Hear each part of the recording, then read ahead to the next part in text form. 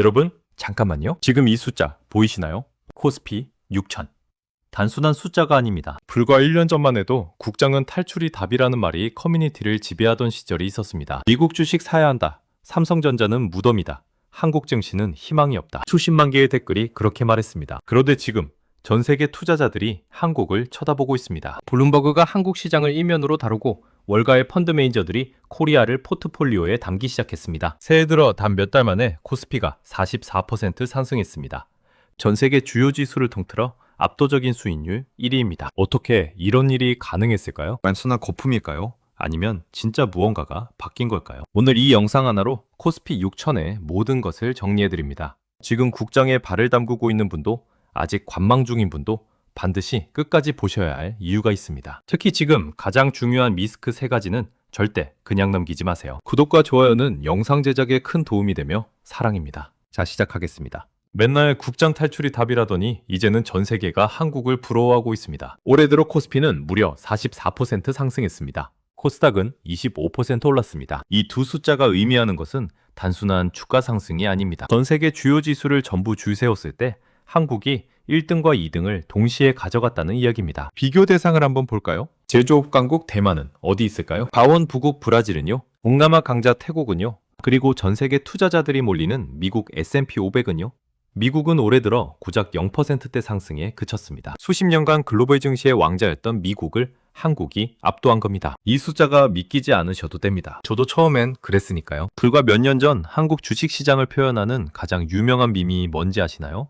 삼성전자 사면 왜 손해냐? 삼성전자가 망하면 나라가 망한 거니까. 만호법입니다. 그만큼 국장에 대한 신뢰가 바닥이었다는 뜻이죠. 1,400만 명의 개인 투자자들이 몇 년째 손실을 보며 버텼고 많은 사람들이 미국 ETF나 해외 주식으로 떠났습니다. 그런데 지금 이 순간 그 판이 완전히 뒤집혔습니다. 단순히 분위기가 좋아진 게 아닙니다. 실제로 외국인 투자자들의 자금이 들어오고 있고 기관들의 포트폴리오가 바뀌고 있습니다. 코스피 6000이라는 숫자는 심리의 산물이 아니라 무언가 구조적인 변화가 일어나고 있다는 신호입니다. 그렇다면 이 상승의 뿌리는 대체 무엇일까요? 단순한 기대감이라면 언제든 꺼질 수 있습니다. 하지만 만약 실제로 기업들의 이익이 늘어났다면 그 답이 이 장에 있습니다. 주식시장에는 두 종류의 상승이 있습니다. 기대만으로 오르는 상승, 그리고 실적이 뒷받침하는 상승. 지금 코스피의 상승은 어느 쪽일까요? 전문가들이 주목하는 건 주가 차트가 아닙니다. 바로 영업이익 추정치의 변화입니다. 연초 대비 국내 주요 기업들의 영업이익 전망치가 폭발적으로 상향 조정됐습니다. 그리고 그 중심에 두 기업이 있습니다. 삼성전자와 SK하이닉스, 반도체 투톱입니다. 삼성전자는 한때 4만 원대까지 추락하며 4만전자라는 오명을 얻었습니다. 국민 주식이 국민 손실이라는 자주 섞인 말이 나올 정도였죠. SK하이닉스도 마찬가지입니다. 반도체 업황 둔화, 중국 경쟁사의 추격, AI 수혜를 엔비디아와 TSMC에만 빼앗기는 것 아니냐는 우려가 시장을 짓눌렀습니다. 그런데 지금은 다릅니다. HBM, 즉 고대 여폭 메모리 시장에서 SK하이닉스가 엔비디아의 핵심 파트너로 자리를 굳혔고 삼성전자도 파운드리와 메모리 양쪽에서 반등의 신호를 보내고 있습니다. AI 인프라 수요가 폭발하면서 메모리 반도체의 고부가 가치화가 빠르게 진행 중입니다. 여기서 중요한 포인트가 있습니다. 전문가들이 고점 부담이 생각보다 크지 않다고 말하는 이유입니다. 주가가 올랐지만 이익도 그만큼 올랐습니다. 즉 PER, 주가 수익 비율이 오히려 안정적이라는 뜻입니다. 거품이 아니라 실적이 주가를 밀어올리고 있다는 강력한 근거입니다. 하지만 아직 설명이 안 된 부분이 있습니다. 실적이 좋아지는 건 기업 얘기입니다. 그런데 왜 하필 지금,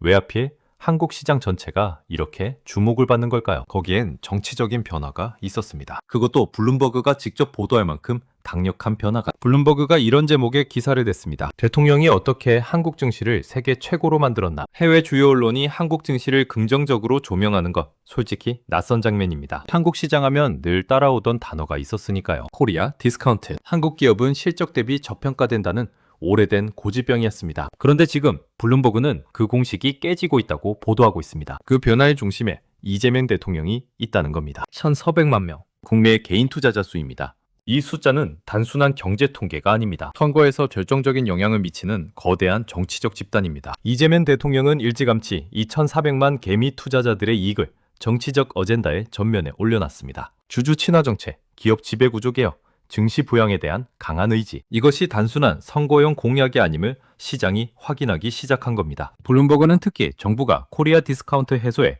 진정성 있는 의지를 보이고 있다는 점을 강조했습니다. 외국인 투자자들은 정부의 말보다 행동을 봅니다. 그리고 실제로 행동이 나왔습니다. 그 행동이 바로 다음 장의 주인공입니다. 수십 년간 한국 증시의 발목을 잡아온 구조적 문제를 법으로 뜯어 고친 사건, 상법 개정. 이게 시장을 어떻게 바꿨는지 지금 바로 확인해 보시죠. 코리아 디스카운트. 왜 한국 기업은 실적이 좋아도 저평가될까요? 가장 큰 이유 중 하나는 이 회사의 이익이 정말 주주에게 돌아올까? 라는 불신이었습니다. 대주주가 원하면 자사주를 소각하지 않고 재단에 넘기거나 불투명한 계열사 거래로 소액주주의 몫을 희석시키는 일이 반복됐습니다. 외국인 투자자들은 이 구조를 알기 때문에 한국 주식에 할인을 적용했습니다. 당연히 오래 들고 있을 이유가 없었죠. 이 구조를 바꾼 것이 이번 상법 개정입니다. 1차 개정과 2차 개정으로 나뉩니다. 1차 개정의 핵심은 이사 충실 의무의 확대입니다. 기존에는 이사가 회사에 대해서만 충실 의무를 지면 됐습니다. 개정 후에는 주주 전체에 대한 충실 의무가 명문화됐습니다. 이게 왜 중요하냐고요? 이제 대주주 이익을 위해 소액주주를 희생시키는 경영 결정에 법적 책임을 물을 수 있게 된 겁니다. 2차 개정은 감사기구의 독립성 강화입니다. 쉽게 말해 회사 내부의 견제 시스템을 강화한 겁니다. 대주주가 감사를 좌지우지하던 구조를 흔드는 내용입니다. 이 두 가지 변화가 시장에 보낸 신호는 명확합니다. 이제 한국 기업의 이익은 주주에게 돌아갑니다. 실제로 상법 개정 이후 자사주 매입과 배당 확대를 발표하는 기업들이 줄줄이 나오고 있습니다. 시장의 신뢰가 회복되고 있다는 뜻입니다. 그런데 여기서 끝이 아닙니다. 증시로 흘러들어오는 돈의 출처가 따로 있습니다. 한국인들이 수십 년간 가장 사랑했던 자산, 바로 부동산에서 자금이 빠져나오고 있습니다. 한국 경제에서 부동산은 단순한 자산이 아닙니다. 문화였습니다. 재테크의 정답이었고 중산층의 꿈이었고 노후 대비의 전부였습니다. 주식은 도박, 부동산은 투자라는 공식이 수십 년간 한국 사회를 지배했습니다. 그 공식이 흔들리고 있습니다. 정부의 부동산 안정화 정책이 강력하게 작동하면서 부동산 시장은 예전 같은 폭발적 수익률을 기대하기 어려워졌습니다. 동시에 증시는 연 40%대 수익률을 보여주고 있습니다. 자금은 수익률을 따라 움직입니다. 논리적인 결과입니다. 이 현상이 단순한 단기 자금 이동이 아니라는 근거가 있습니다. 증권사 계좌 신규 개설수, 주식형 펀드 유입액, 그리고 무엇보다 3펀 40대 실수요자들의 투자 패턴 변화입니다. 예전 같았으면 영끌에서 아파트를 샀을 자금이 지금은 삼성전자와 하이닉스 주식으로 향하고 있다는 데이터가 나오고 있습니다. 정부 입장에서도 이 흐름은 반갑습니다. 부동산 투기 자금이 생산적인 자본시장으로 들어오는 건 경제의 건전성 측면에서 긍정적입니다. 기업들은 자본시장에서 더 쉽게 자금을 조달할 수 있고 투자자들은 기업 성장의 과실을 나눠 갖는 선순환이 생깁니다. 정부는 이 흐름이 다시 투기적 부동산 시장으로 역류하지 않도록 관리하겠다는 입장을 분명히 하고 있습니다. 자, 여기까지 들으시면 이런 생각이 드실 수 있습니다. 그럼 지금이라도 사야 하나? 그런데 잠깐, 이 상승장에서 가장 처참한 성적표를 받아든 사람들이 있습니다. 이들의 이야기를 들어보시면 투자의 방향을 다시 한번 생각하게 되실 겁니다. 주식시장에서 가장 위험한 믿음이 뭔지 아십니까? 이건 반드시 떨어진다는 확신입니다. 고버스, 코스피 200 선물 인버스 2X ETF입니다. 쉽게 말해 코스피가 떨어지면 2배로 버는 상품입니다. 반대로 코스피가 오르면 2배로 있습니다. 이 상품에 베팅했던 투자자들의 지금 상황은 어떨까요? 숫자로 말씀드리겠습니다. 지난해 8월 이 상품의 주가는 1374원이었습니다. 현재는 258원입니다. 무려 82% 폭락입니다. 1천만 원을 넣었다면 지금 190만 원이 남아있다는 계산입니다. 커뮤니티는 이미 자조와 유머가 뒤섞인 아수라장입니다. 베네수엘라는 언제 되냐는 댓글이 수천 개의 공감을 받았습니다. 코스피가 베네수엘라 물가처럼 천정부지로 치솟기를 바란다는 쓴웃음이 나오는 농담입니다. 누군가는 곧버스 차트를 스키장 슬로프라고 불렀습니다. 실제로 차트를 보면 그 표현이 과장이 아닙니다. 그런데 더 뼈아픈 사실이 있습니다. 개인 투자자들은 이 곧버스를 꾸준히 사들였습니다. 하락을 믿으며 버텼습니다. 반면 기관 투자자들은 이미 오래전에 매도하고 빠져나갔습니다. 정보의 비대칭이 이 숫자에 고스란히 담겨 있습니다. 이 이야기가 단순히 남의 성실 구경이 아닙니다. 지금도 이건 거품이야, 반드시 떨어진다고 확신하는 분들이 있습니다. 그 확신이 얼마나 위험한지를 곧버스가 증명하고 있습니다. 하지만 그렇다고 무조건 낙관해도 안 됩니다. 지금 이 시장에는 분명한 리스크가 존재합니다. 그리고 그 리스크는 생각보다 가까운 곳에 있습니다. 솔직하게 말씀드리겠습니다. 지금 이 시장, 긴장을 늦추면 안 됩니다. 코스피가 사상 최초로 5천을 돌파한 이후 하락한 날이 단 4일뿐이라는 기록이 나왔습니다. 놀라운 수치입니다.